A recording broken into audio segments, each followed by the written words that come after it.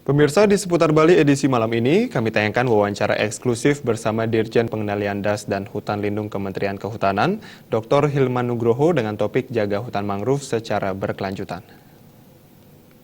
Salam Indonesia. Pemirsa, keberadaan mangrove atau hutan lindung sangat penting, sangat vital bagi keseimbangan alam dan juga bagi kehidupan manusia. Di samping berperan sebagai penahan tanah dalam abrasi air laut, tentunya mangrove atau hutan bakau ini berperan juga sebagai penyaring alami, menyaring gas, polusi, untuk menyediakan udara bersih bagi makhluk hidup yang ada dan juga sebagai penyaring air laut menjadi air tawar. Dan dalam rangka pelestarian mangrove atau hutan bakau tersebut, saat ini sedang berlangsung International Conference on Sustainable Mangrove Ecosystem yang diadakan di Bali, diikuti oleh kurang lebih 20 negara di Asia Tenggara, Amerika Latin, dan Asia Pasifik. Dan untuk mengetahui lebih jauh tentang event tersebut, telah hadir di tengah-tengah kita Dirjen Pengendalian Das dan Hutan Lindung Kementerian Lingkungan Hidup dan Kehutanan Republik Indonesia, Bapak Dr. Hilman Nugroho. Pak Dirjen, apa kabar Pak? Pagi, baik. Selamat pagi Mbak Jero. Iya, selamat datang di Bali Pak. Ya. Ini event internasional, 20 negara kurang Ya. lebih pesertanya itu diadakan di Bali. Ini kenapa memilih Bali Pak? Ya, ini amanat konferensi di Durban, Afrika, tahun 2015. Indonesia diminta untuk bisa mengadakan konferensi mangrove internasional. Dan dipilih Bali ya Pak? Bali. Baik. Nah, ini berbicara tentang kegiatan ini dulu Pak. Tujuan dari kegiatan ini seperti apa Pak? Ya, begini. Indonesia termasuk mempunyai mangrove yang luas. Nah, di Indonesia juga mempunyai mangrove tetapi tersebar di 257 kabupaten. Luar biasa. Jadi tidak mengelompok tapi tersebar di kabupaten dan kota di Indonesia. Nah, untuk itu harapannya di dunia ini ada 15 juta hektar hutan mangrove. Di Indonesia ada kira-kira 3,5 juta hutan mangrove, tetapi setiap tahun mengalami degradasi, mengalami kerusakan, kira-kira 200.000 hektar. Nah, ini harus segera diselesaikan, dikembalikan kepada posisi semula. Apa artinya? Artinya pengolahan mangrove harus lebih baik dari hari yang kemarin. Kenapa? Ternyata mangrove itu mempunyai 30 turunan produk. Mulai dari makanan, jasa lingkungan, hasil hutan bukan kayu, sampai obat-obatan. Yang terakhir, dia bisa menyerap karbon 5-6 kali dari hutan daratan. Ini luar biasa. Baik, nah kondisi mangrove di Indonesia berarti ada beberapa degradasi Bapak? Ya, 200.000 per hektar, per tahun. Nah, kalau itu di Indonesia Pak, kalau untuk Bali sendiri seperti apa Pak Nah, kondisinya? harapannya hampir sama di Indonesia, namun Bali lebih baik. Karena dulu Bali mempunyai balai mangrove wilayah 2 yang berkedudukan di Bali. Bisa menjadi contoh pengelolaan mangrove di Indonesia. Di Indonesia dulu ada 2, satu di Medan, yang satu di Bali. Baik, ini Pak Dirjen, kami mengikuti kalau di Bali itu ada beberapa kendala terkait dengan mangrove di Bali. Salah satunya ada penyerobotan, kemudian berarti terancam alih fungsi. Nah, berikutnya juga adalah pencemaran, baik itu dari sampah dan juga limbah minyak. Nah, itu seperti apa Pak perhatian dari pusat tentunya dalam hal ini terhadap mangrove yang ada di Bali Pak? Jadi kita bicara alih fungsi dulu. Jadi seluruh wilayah itu harus dilihat berapa kira-kira kawasan lindungnya. Kawasan lindung itu juga ada hutan lindung, ada hutan konservasi, ada kawasan lindung. Di dalamnya ada juga mangrove.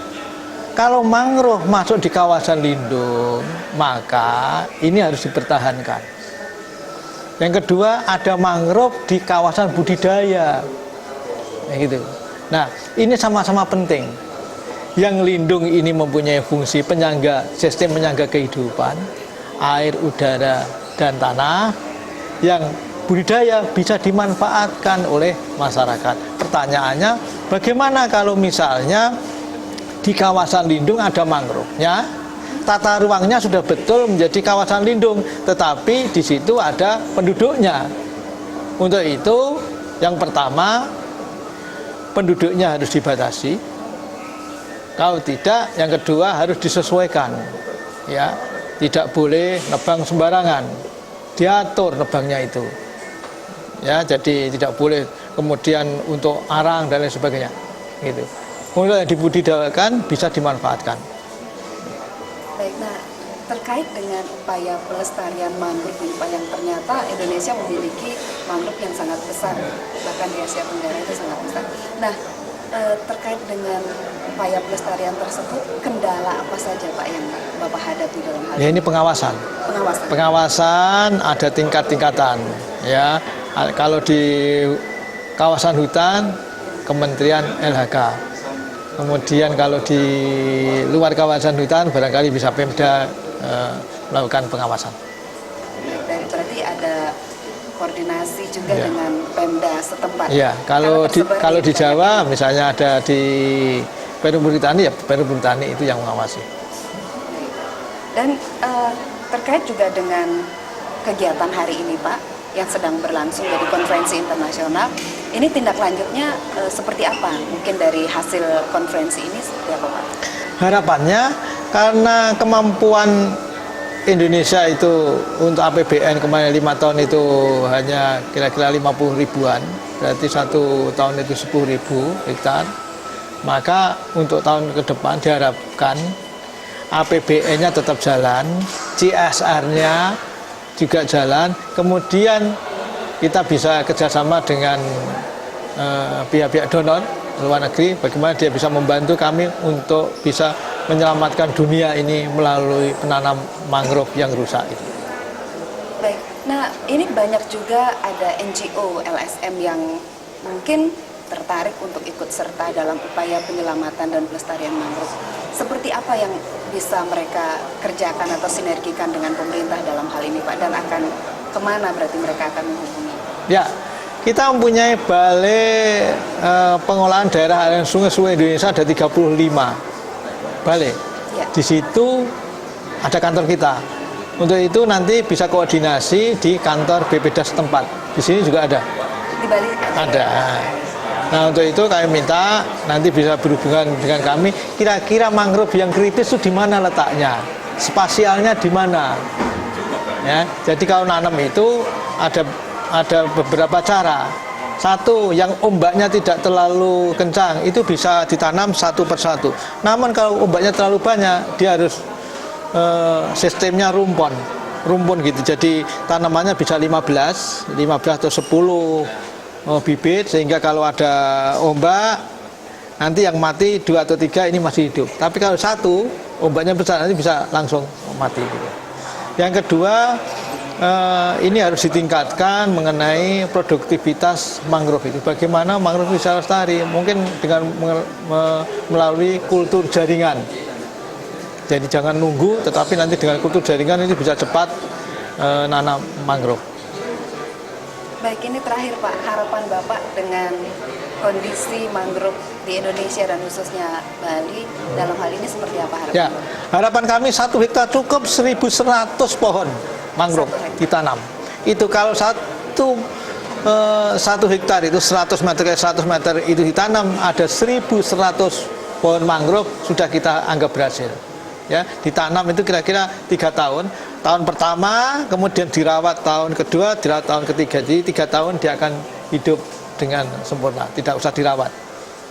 Cukup dirawat 3 tahun nanti. Hanya 3 tahun perawatan, setelah itu setelah mereka selesai akan dia keluar. akan bisa hidup dengan dirinya sendiri. Baik, Pak Dirjen, terima kasih banyak atas waktunya. Baik, terima kasih. Mudah-mudahan konferensinya berjalan lancar Iya. dan selamat meneruskan tugas ya Pak. Pemirsa, demikian tadi bincang-bincang eksklusif kita bersama dengan Bapak Dirjen. Mudah-mudahan menjadi masukan bagi kita semua. Saya Jero Cumi undur diri. Salam Indonesia.